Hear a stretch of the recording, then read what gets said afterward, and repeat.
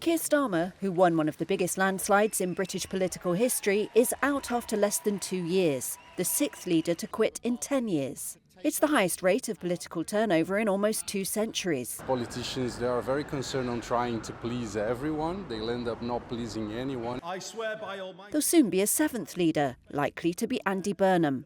Of all of that generation, he is the one who can do it. But he needs to be brave. But can anyone fix Britain? And what's the cause of the country's malaise? Starmer, like those before him, failed to stem popular anger over living standards, which have stagnated since the 2008 financial crash. Analysts say ballooning national debt due to global shocks like the COVID pandemic have also shackled government spending.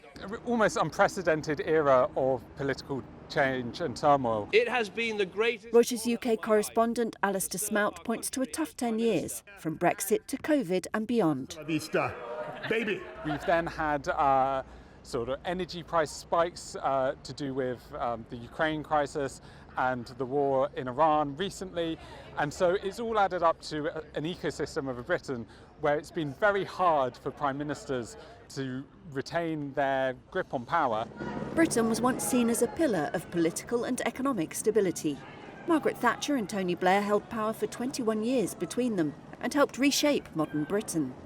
But Blair was the last prime minister to win an election outright without the support of another party and to serve a full term, ending in 2005. 3 years later, the global financial crisis hammered Britain and its outsized financial sector. Public sector austerity followed, leaving the country ill-prepared for what came next, especially COVID. I just think somebody's got to stop with short-termism. Starmer has been criticised for failing to have much of a plan to tackle soaring electricity costs, spur investment, improve the health service and spend on defence. A perceived failure to tackle illegal immigration has also sown deep political divisions, stirring right-wing populism in the form of former Brexit campaigner Nigel Farage's Reform Party. Britain's most respected pollster John Curtis says the same challenges await the next leader. If indeed the government manages to find the key to delivering economic growth of at least 2% a year, perhaps a bit more, with rising living standards, the cost of living crisis begins to come on everybody's agenda. If at the same time the health service waiting lists are rapidly reduced, and such that we're back to at least nothing worse than it was before COVID, and that's still not as good as it was under New Labour. Oh, and immigration at least seems to be under some kind of control.